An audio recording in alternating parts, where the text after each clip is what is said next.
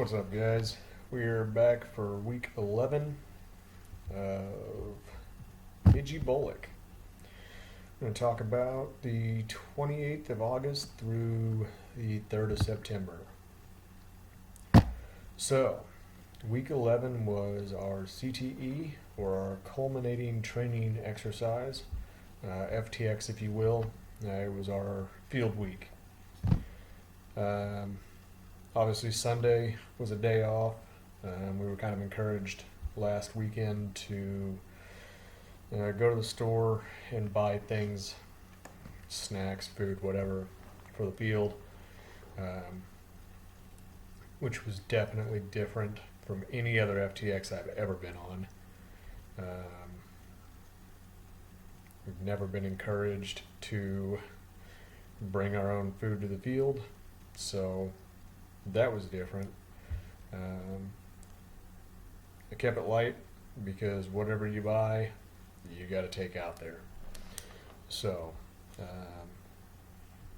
kept it pretty simple. Bought some jerky, bought some tortillas, and some tuna packets.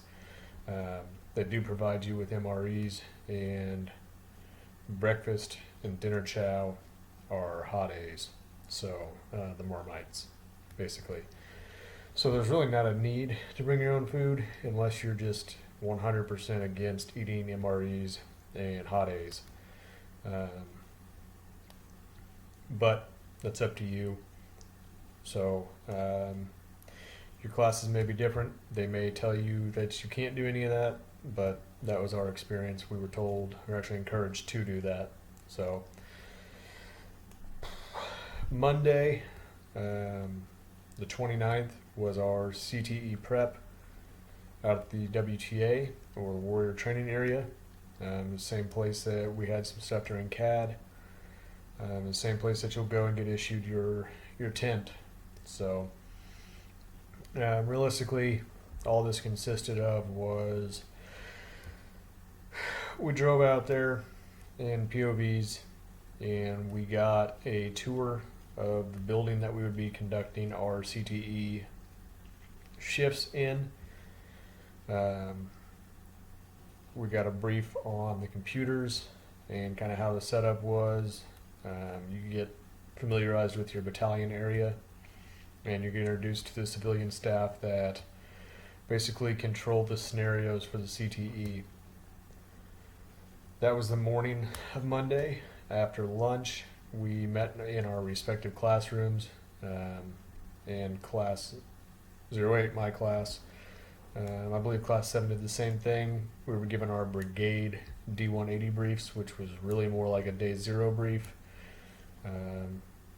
Basically provided with the timeline for Tuesday, the order of march for Tuesday. We were given our talk watch or fire guard shifts, and we were kind of given an overview of what time briefs would occur during the respective shifts out at CTE, which I'll kind of get into here in just a minute. After that, we were released for the day to go finish packing our rucks and preparing whatever equipment that we were going to take out to CTE. Tuesday, the 30th,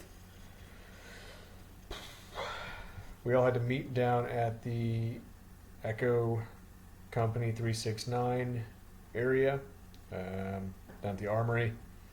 So we POV'd down there, had a hit time of 03. We had to draw weapons. So in case you're curious, yes, you will have a weapon during CTE. I don't see them doing away with that. Then we were supposed to step off at 04 and road march out to the Warrior Training Area. As with any efficient Army training, we stepped off late. I think we actually ended up leaving at like 04:20, maybe 04:30, which ultimately just kind of cut into our time to set things up once we got out there. Road marched out there. Wasn't anything worth losing your head over. It's 2.25 miles from Echo Company to the Warrior Training Area. And realistically, it's with whatever you packed in your bag. Nobody's going to tell you what you have to have or what anything like that. So it's as easy or as hard as you make it.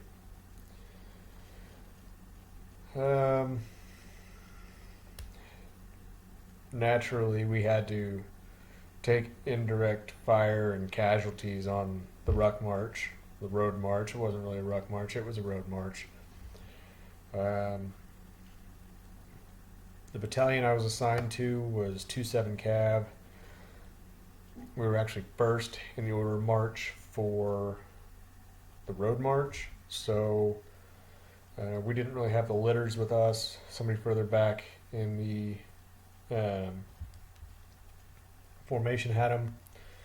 So we halted and pulled security, loaded up the casualties, and then got to finish the road march for the remaining, I don't know, mile, 3/4 of a mile, carrying casualties. So, which could happen. Yeah. So we halted at an AXP right outside the Warrior Training Area, dropped our casualties, and then finished marching into the WTA. We got scanned in, and then a few of us unloaded everybody's second bag off of a truck. And then we went and set up our patrol base. We were assigned areas in patrol base by battalion. Again, you have a light fighter tent. You're encouraged to use it. I guess you don't have to, but just know there's a bunch of ants over there in the patrol base area. So it would behoove you to use your tent. Plus it gives you a little bit of privacy. That being said, it's also kind of a bad thing, and I'll get into that in a minute as well. Once we got our patrol base set up, I was assigned to A shift, so I was one of the first 5 out of the 27 Cav to go on shift. The other 5 were B shift. So my first shift started at 07 on Tuesday, and essentially we just kind of got in there and got the CPOF and JVCP system up and running. I think I really had a good shift, a good crew for the most part. We all worked together with the exception of like one person, so I'm not going to be shy about it. They kind of skirted through the entire CTE. You know, whatever. They had some personal stuff going on. That's fine and well. I think we all do. Part of any Army FTX or actual operation, you got to be able to put that stuff aside and do your job. Or your teammates have to pull your weight, which is what happened. But whatever. I think it actually went smoother. We got all of our information, got our initial numbers. We kind of divvied up tasks, and as information would come in, each one of us had a role, and we kind of processed it that way, which, looking around the room, I think we probably had one of the better systems in place. We partnered really well with Brigade as far as upward and downward flow of information, so yeah, so that first shift was 07 to 1500. While A shift was working, B shift set up the old A-frame tent as a talk on the far side of the building that we were doing operations in. So every hour, 2 people have talk watch or fire guard, whatever you want to call it. So my first shift ended at 1500. You start your briefs at 14, an hour before you get off shift. So my briefs started at 1400 and were scheduled for 1400 to 1500, the last hour of a shift. I was pretty fortunate. I got to give my brief during that first briefing session. So I got it out of the way up front. That doesn't mean check out, because everybody else in your group still has to brief, and at any point in time they can call on you to brief again. So you still have to know the information. You still need to help the rest of your team have accurate information for their brief. We finished up our briefs a little bit late. I think it was about 15:20. And then we had to go brief the oncoming shift, so B shift for 2-7 Cav. By the time we were done with that, I think it was about 15:40. And myself and another A shifter from 2-7 had talk watch at 1600. So there was no point in going back to our patrol base and trying to go to sleep for 10 minutes. So we did our hour of talk watch from 1600 to 1700, and then went back to the patrol base and tried to sleep, because our next shift was at 2100 to 0300. This is where I'm saying that the tents are kind of a double-edged sword. They're great because you have personal space and you can get out of the rain if it rains. However, in the middle of the day, Fort Jackson, it is hot. So sometimes those tents turn into a giant oven. We'll say that. So they're great. If you can position them to where you get a breeze, cool. But do with that what you will. So then I got maybe 30 minutes worth of sleep, just because it was so hot. I had my second shift from 2100 to 0300. I really can't tell you too much about the shifts, not because it's like some giant secret, but we were using the Task Force Grey Wolf, so Atropia. Any prior service are familiar with it. Any of you that have been through a CS are probably familiar with it. However, we are the last class to use Atropia. So anybody class 9, 10, if y'all are watching this, and anybody in the future, you're going to use a different operation. So I imagine the shifts and the briefs will still be structured the same. But as far as me telling you like what occurred during our shift, it's really kind of pointless. You'll probably take some casualties. You'll have some wounded in action. You'll have to process awards, all of your normal AG stuff. Letter of condolences, letter of sympathy, your 1156 feeder cards, like all of that stuff will still remain, but giving you the scenario isn't going to do you any good. So you'll have to drop a message and let me know what scenario you guys actually end up getting, because all I've known is Atropia. So yeah, 2100 to 0300 shift, which took me into Wednesday morning. Got off shift like 0330, went back and slept for, I don't know, maybe 2 hours. Then got up, went and had some breakfast, and then I had shift at 09. So I tried to get in there about 0845 to get briefed, or to at least start setting up my workspace. Received a brief from Bravo shift, and our shift started at 09. Went through to about 1400, and then we started our briefs. And we had the commandant, Colonel Thigpen, and his entourage came out for our brief that afternoon. I think he made it through the brigade brief, somehow managed to stretch that out for an hour.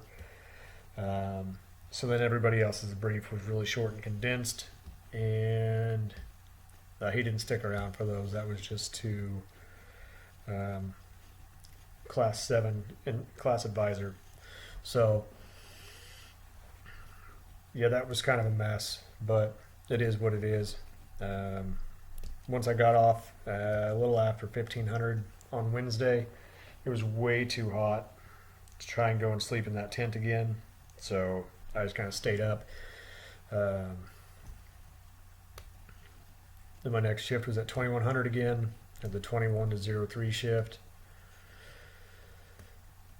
Again, took casualties, did all the stuff that we needed to do for that, and got off shift. Well, we had our briefs at 02, which went through to,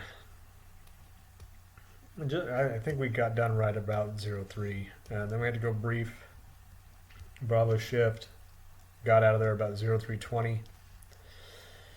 Tried to go get a little bit of sleep. I had talk watch from 05 to 06, so I really only got like 45 minutes of sleep. Hour-long talk watch, got off at 06, got back to my tent, got like another 45 minutes to maybe an hour of sleep, and I got up. Thursday morning, I packed up all my stuff. I broke down my tent and had it all packed up. Just had it kind of covered with a poncho, which is just kind of something that from the combat arms world, being prepared to grab your stuff and leave at any moment. So then I shift at 09, which was the final shift on the schedule for CTE. So Alpha shift had the first shift, which was the longest. We also had the last shift. Finished up all the numbers and stuff that we had and prepared for our final brief. We were then told that we were going to be briefing the major of the SSI.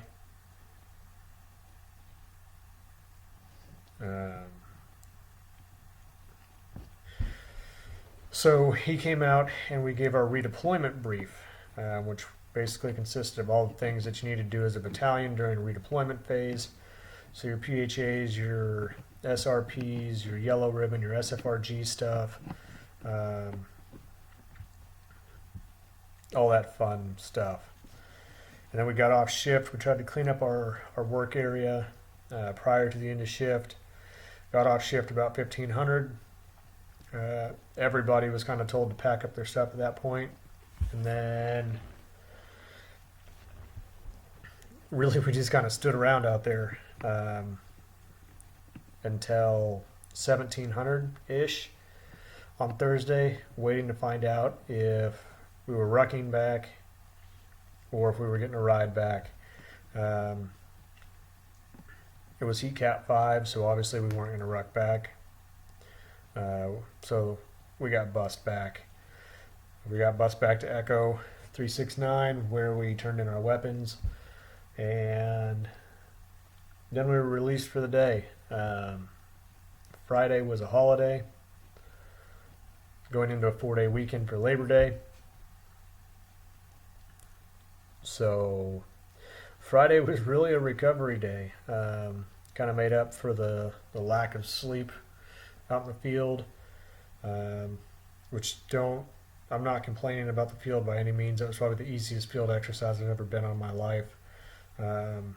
Not everybody felt that way. Got a lot of people that have never been prior service or were prior service in some cush spot where they never had to go out in the field. So there was a lot of complaining. We'll leave it at that. Don't be that guy or gal. Don't come out here and complain and make everything miserable for everybody else. Everybody has to do it. Everybody's going through it. So just try to make it as positive an experience as you can. because complaining is only going to make it worse, and you're still going to have to do it. So if you don't like being out in the field, get used to it. Yes, you're going to have to do Army stuff in the Army. So I guess if that is a deal breaker, it's never too late to try to go to the Air Force. Yeah. So that was week 11, y'all. Like I said, Friday was a rest day. And I think this coming week we have our AAR for CTE, and then we will do our peer evals. And I think we're supposed to go do like CIF turn-in for people that actually got stuff issued to them, and just finish up out processing, and then we're hanging out.